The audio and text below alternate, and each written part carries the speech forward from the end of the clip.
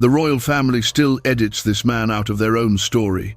He died in a fireball on a Scottish hillside, clutching a briefcase the public was never allowed to see, and if you stay to the end, you'll understand exactly why they needed Prince George to disappear. Because before that crash, before the secrecy and missing files, he was already the most dangerous thing you can be inside Buckingham Palace. A beautiful prince with forbidden desires and nothing to lose. Most people are happy with the polished fairy tale the palace feeds them. If you're not one of those people, if you want the unedited version of royal history they hope dies out, lock in now and join this channel. Because once these stories vanish from public memory, they're gone for good. Britain in 1902 ruled a quarter of the world. The monarchy was presented not as political accident, but as divine appointment. These rulers embodied an entire moral universe, a structure so rigid that even its members sometimes suffocated beneath its weight. Into this world, on December 20th of that year, Prince George Edward Alexander Edmund was born, fourth son of the future King George V. A spare to the spare to the spare, far enough from the throne to never wear it, close enough to live forever in its frigid orbit. His childhood home was York Cottage, a cramped, gloomy warren on the Sandringham estate, dark-panelled and perpetually cold. His father believed children should fear their parents. He collected stamps in silence and expected his sons to speak only when spoken to.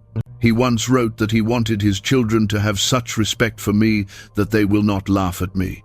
Imagine being told from childhood that you are closer to God than everyone else, while knowing that if they saw who you truly wanted to love, they'd lock you in a cell. Young George found his escape at the piano. While his brothers drilled military postures and memorized genealogies of dead monarchs, George slipped away to play Chopin, Debussy, fragments of melody that belonged to him alone. Music was the only thing that didn't demand he perform a version of himself he didn't recognize. But truth was not valued at York Cottage. Performance was. George learned early that love was conditional on perfection, that affection was rationed out only to those who convinced the world they had no inner life, contradicting the family script. At 13, he was sent to Naval College, the same brutal education that had shaped his father, cold dormitories, harsh discipline. For a boy who found comfort in art, it was torture. He was seasick on every voyage, mocked by instructors who saw sensitivity as weakness. He endured because there was no alternative. But the Navy gave him something his father never could: distance. In ports across the Mediterranean and Far East, he saw ordinary people living with freedoms he had never known. Families who chose their own loves, men who worked with their hands and were proud of it, women who laughed without permission. The further he sailed from his father's court, the more he realized something terrifying. Ordinary people were allowed more truth than a prince of the blood. When World War I broke out, George served. He was mentioned in dispatches for bravery. The war ground on for 4 years, and when it ended, George returned to a London that had changed. The old certainties were crumbling. In the nightclubs and drawing rooms of Mayfair, a new generation rejected the Victorian codes that had strangled their parents. They called themselves the bright young things. Aristocrats and artists who threw elaborate treasure hunts across London, blurred lines between genders and classes. Jazz replaced waltzes, cocktails replaced tea. For the first time in his life, George found a world that didn't demand he apologize for existing. He became a fixture at the Embassy Club, the Café de Paris, parties that started at midnight and ended at dawn. Photographers loved him. He was tall, elegant, effortlessly charming in ways his stammering older brother could never manage. Women found him magnetic. Men found him magnetic. And George, starved for affection his entire life, drank it all in. And when he comes back to London, he doesn't return as the obedient Navy son they expect. He returns as something far more unstable for the monarchy. This is where Kiki Preston enters the story. The American socialite they called the girl with the silver syringe. Kiki moved through London's nightlife like a beautiful catastrophe, carrying morphine and cocaine in a custom case, sharing both with anyone brave enough to keep up. At parties, guests said you could always find Kiki by following the nervous laughter and the glint of her syringe, and George was never far behind. What started as experimentation became dependency. George began missing royal engagements. His mood swings turned violent. Palace staff whispered about late-night breakdowns, about a prince who would vanish for days and return hollow-eyed and shaking. His older brother, Edward, dragged him out of increasingly dangerous situations, pulled him away from parties before the press could see how badly he was unraveling. Finally, his brothers intervened. They took George to a remote country house, far from London, far from Kiki and the silver syringe. No doctors, no press statements. Just a prince locked in a room, sweating and shaking, while his body purged the poison he'd been using to numb a life he never chose. The official record calls it nervous exhaustion. The truth is uglier. A prince so desperate to escape his life that his own brothers had to lock him away to save him. This is where the palace's official version of his story suddenly goes silent. When George emerged weeks later, thinner and quieter, the palace moved quickly. They needed him married. They needed him safe. They needed the dangerous prince who had discovered worlds beyond palace walls, locked back inside the cage. They found him Marina of Greece and Denmark, an exiled princess, broke, beautiful, sharp-tongued. Marina smoked, wore trousers, used sarcasm as armor against a world that had stripped her family of everything. She understood performance. She understood that survival sometimes meant agreeing to a script you didn't write. Their wedding in 1934 was a national spectacle. Britain was deep in economic depression, unemployment ravaging industrial cities. The royal wedding was a distraction, a fairy tale broadcast to millions who needed something beautiful to believe in. It wasn't some fairy tale of innocent hearts. It was two damaged professionals agreeing to walk the tightrope of royalty together. To the crowds, the wedding looked like the end of his wild phase. In reality, it just gave his double life better cover.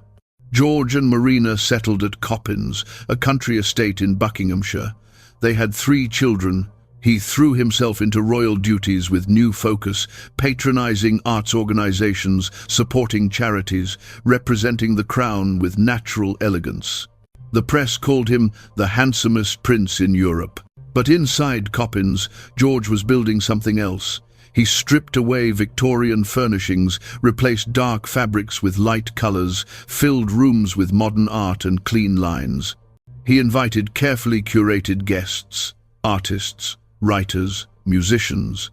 Noel Coward became a regular visitor, the playwright whose work explored coded queer themes that only certain audiences understood.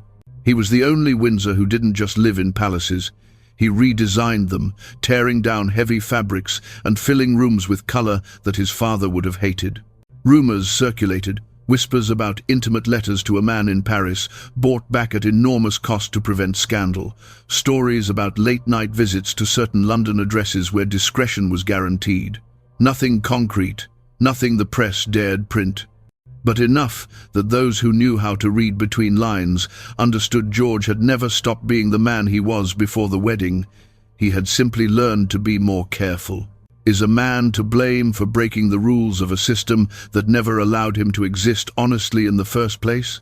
Marina knew she had to. Whether she chose to look away or actively enabled his double life remains one of the story's unanswered questions. Some biographers paint her as a betrayed wife.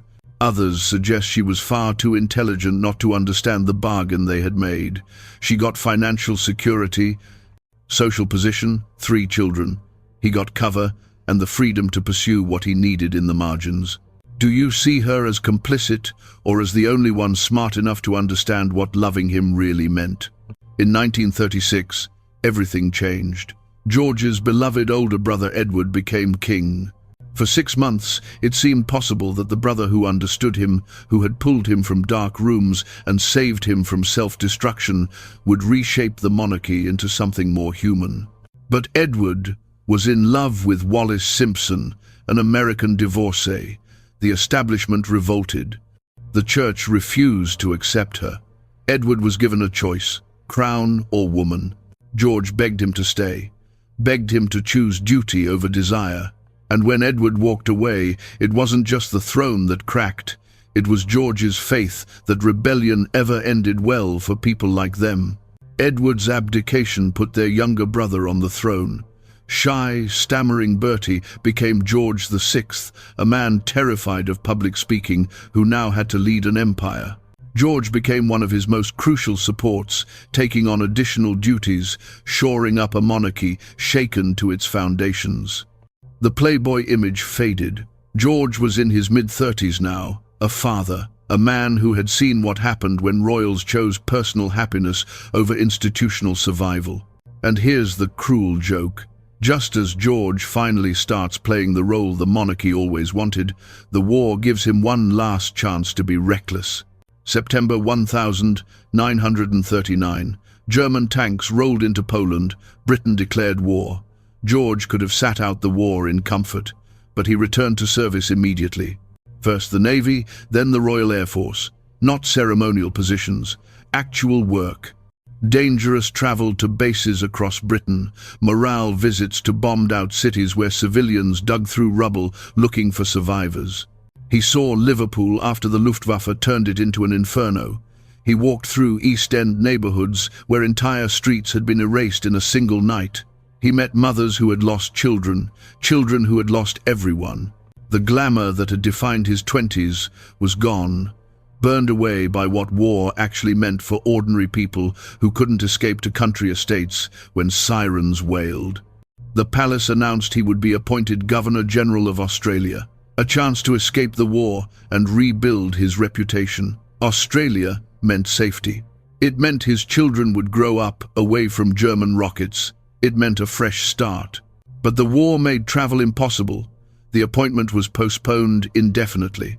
George was trapped, taking on increasingly dangerous inspection tours, traveling in weather that grounded commercial flights, pushing himself harder than protocol required. In July 1941, Marina gave birth to their third child, Prince Michael, a healthy son. Born into a world at war, George should have stayed home, should have been with his wife and newborn and two young children who barely saw their father anymore. Instead, he volunteered for another mission, an inspection tour of RAF bases in Iceland. On the morning he leaves, he kisses a 7-week-old son who will never hear his voice. The palace calls it duty. History might call it something very different. August 25, 1942. RAF in Vergordon, Scotland. Weather reports were brutal. Heavy rain, thick fog, visibility near zero. The kind of conditions that grounded experienced pilots. But George's schedule was tight. Delays were unacceptable. The aircraft was a short Sunderland flying boat, crew of 10, plus George and his small staff, 14 men total.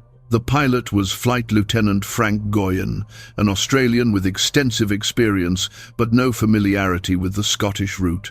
They took off just after 1 p.m. Standard procedure called for climbing to altitude before crossing land, then following the coastline north. But something went wrong. Instead of climbing, the aircraft stayed low. Instead of following the coast, it turned inland.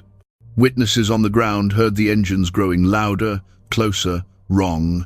At 1:30 p.m., the Sunderland slammed into Eagles Rock, a granite outcropping near the village of Dunbath. The impact was catastrophic. Fuel tanks exploded. Metal and human remains scattered across hundreds of yards. 14 dead, 1 survivor. Rear gunner Andrew Jack, thrown clear, found wandering in shock hours later. They later find George's body with a briefcase chained to his wrist. Nobody outside the inner circle ever hears what was inside. George was identified by his uniform and personal effects. The briefcase was recovered and immediately classified. Its contents never entered public record.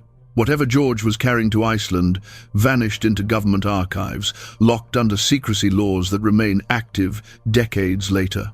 The news reached the palace that evening. King George VI, who had leaned on his younger brother through abdication, crisis and war, broke down completely. "I have lost my best friend," he wrote in his diary. Marina was 35, 3 children under 7, a country house she could barely afford on a royal allowance that assumed a living husband. She received the news with the same iron composure she had maintained through exile, marriage, and years of managed secrets. The public never saw her cry. What comes next is the part of his story that royal documentaries either water down or avoid entirely. If you're still here, you're already in the small group that actually gets to hear it. Make sure you're subscribed, because episodes like this have a way of disappearing when they cut too close to the royal brand. The official inquiry was fast, too fast. The Air Ministry delivered their verdict within weeks: pilot error. Flight Lieutenant Goyen had failed to gain altitude, had become disoriented in poor visibility, had flown directly into terrain that should never have been in his path. Case closed, national mourning, state funeral, move on. But the details didn't fit. Experienced pilots questioned how Goyen could have made such fundamental mistakes. The route was straightforward, the dangers were well mapped. And why had the aircraft turned inland instead of following standard coastal procedure? Rear Gunner Andrew Jack was interviewed extensively. His testimony was immediately classified under the Official Secrets Act. He was forbidden from discussing what he saw, what he heard, what happened in the moments before impact. He carried those secrets to his grave.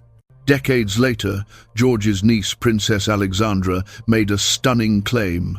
Her mother, Marina, had told her that George was flying the plane when it crashed. If true, it changes everything. George was not a qualified pilot. He had no authorization to take controls of a military aircraft. If he insisted on flying and made a fatal error, he killed 13 other men through sheer recklessness. If a prince insisted on flying an aircraft he wasn't qualified to control and killed 14 other men with him, does the public deserve that truth? Or does a nation at war deserve a cleaner lie to hold a country together? I want to know which side you're on: brutal truth at any cost, or necessary lie to hold a country together. Alternative theories multiplied over years. Some claimed George was on a secret peace mission to Sweden, carrying proposals to negotiate with moderate German generals. Others suggested a 16th person was on board, someone whose presence was so sensitive they were erased from all records. The briefcase became shorthand for every conspiracy, its contents growing more explosive with each retelling.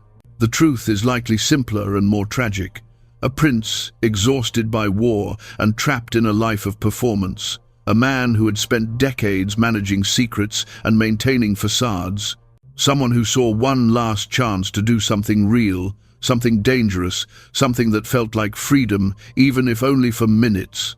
And perhaps that impulse, that need to take control even when every regulation said he shouldn't, is what killed him. The post-war years flattened George into a comfortable myth. The handsome war hero prince.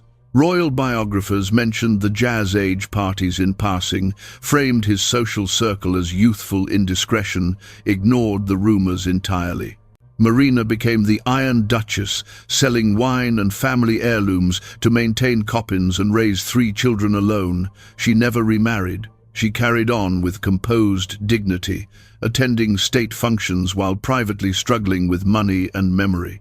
Her children grew up in their father's absence. The Duke of Kent shouldering royal duties from age 6. Princess Alexandra becoming one of the hardest working royals of her generation. Prince Michael growing into a man who looked uncannily like the father he never met. All of them shaped by a void they could never fill, by questions about who their father really was that nobody in the family would answer honestly. For queer viewers today, George isn't just a scandal. He's proof that even inside the most conservative institution on earth, people like them were always there, just forced off the record. And the most disturbing part? The patterns that destroyed him didn't end with him. They simply waited for the next generation. What you're about to hear in the last part isn't just about George. It's about the pattern that keeps repeating in this family, and why he might be the key to understanding every royal scandal that came after. Consider what was lost in that fireball on a Scottish hillside. Not just a prince, but an entire alternate timeline for the British monarchy. If George had lived, he would have been in his 40s when his niece Elizabeth became queen in 1952. Still vital, sophisticated, culturally literate in ways the rest of the family wasn't. He could have been her advisor, the one person in her orbit who understood art and music and the modern world beyond protocol and duty. He would have been 60 when Charles was born, the perfect mentor for a sensitive boy trapped in the same impossible position George had occupied. The spare who might never be king but had to live as if he would. Charles needed someone who understood that specific torture. Instead, he got a family that demanded strength and offered no vocabulary for vulnerability. He would have been in his 70s when Diana entered the family, a young woman drowning in royal expectations and public scrutiny. George had watched his own marriage become a performance. He understood the cost of maintaining a perfect facade while falling apart inside. Perhaps he could have been the ally Diana desperately needed and never found. Without him, the monarchy hardened. The softest, most culturally literate bridge they had was gone, and the next generation walked that cold corridor alone. But speculation about alternate histories misses the deeper tragedy. George's real story isn't about what might have been. It's about what he was forced to hide, the institutions that made honesty impossible, and the human cost of maintaining a myth. In 1942, homosexuality was illegal in Britain. Men were imprisoned, chemically castrated, driven to suicide for loving other men. The royal family, as the symbolic head of church and state, had to embody perfect moral authority. Any suggestion of deviation destroyed that authority, threatened the entire structure. So George had no options. He could not live honestly. He could not love openly. He could either perform the role assigned to him or be destroyed. Marina understood this in ways historians still struggle to articulate. She was not a victim of his deception. She was a co-conspirator in a survival strategy that allowed them both to exist within a system designed to crush anyone who didn't conform. Was she betrayed, or was she the only one smart enough to see that perfect truth was a luxury neither of them could afford? The briefcase chained to George's wrist has become the story's central symbol. What was inside has been speculated about for 80 years. Peace proposals, blackmail materials, evidence of affairs, secret communications with enemy agents. But perhaps the briefcase itself is the point. The fact that something had to be classified, had to be hidden, had to vanish from official record. The fact that even in death, even scattered across a hillside, George could not be allowed complete honesty. The investigation sealed its files. The survivor was silenced. Alternative theories were dismissed as conspiracy nonsense, and the official story, clean and simple and incomplete, became the only version deemed acceptable for public consumption. This is how institutions protect themselves, not through dramatic cover-ups, but through strategic omissions, by asking no questions they don't want answered, by classifying uncomfortable details, by allowing just enough time to pass that everyone with direct knowledge dies before files are unsealed. Tell me in the comments, victim of his own choices or victim of the system around him? Modern researchers trying to investigate George's life hit walls everywhere. Palace archives are closed to independent scholars. Private correspondence has been destroyed or remains in family hands. The people who knew the truth are dead, and their children learned early not to ask questions. What survives are fragments. Photographs of a beautiful prince at parties, letters carefully edited to remove anything controversial, official biographies that acknowledge rumors only to dismiss them, and an online obsession that grows each year as new generations discover his story and recognize something familiar. For LGBTQ historians, George represents both tragedy and resistance. He couldn't live openly, but he created spaces where queer people could exist. Coppins became a refuge for artists and writers who didn't fit elsewhere. The parties he attended included people who played with gender and sexuality in ways mainstream society condemned. He used his privilege to protect a community that had no other protection. That's not nothing, even if it's also not enough. The patterns that destroyed George didn't disappear with his generation. Prince William of Gloucester died in a plane crash in 1972. Rumors about his relationships were quietly suppressed. Princess Margaret's affairs were managed through press manipulation and strategic silence. Princess Diana's bulimia and depression were treated as personal failures rather than predictable responses to impossible conditions. The institution grinds on. It demands perfection, punishes honesty, rewards performance. And when people break under that pressure, it classifies their pain as individual weakness rather than systemic cruelty. Marina lived until 1968. She outlived George by 26 years, watching her children grow up, watching the monarchy evolve, watching the world change in ways that would have fascinated her husband. She never spoke publicly about the rumors, never confirmed or denied the whispered stories about his double life. Her silence was its own form of protection, for her children, for George's memory, for herself. She understood that certain truths, spoken aloud, would destroy more than they would liberate. In her final years, she saw the beginning of gay liberation movements, watched as young people started demanding the right to exist openly. Did she think about George? About what his life might have been in a different era? About the suffocating weight of secrets they had both carried? We'll never know.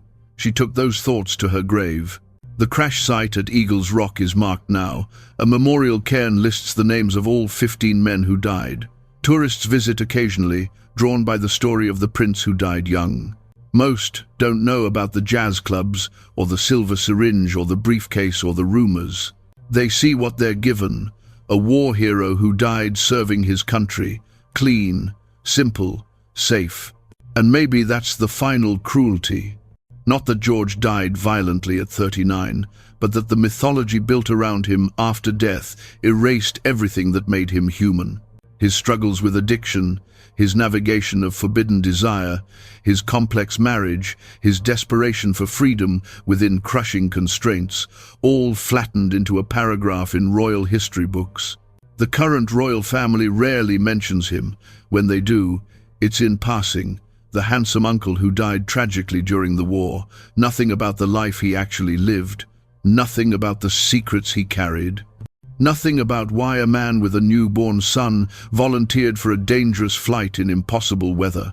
If you're the kind of person who can't stand being fed the edited version of history, this is your warning.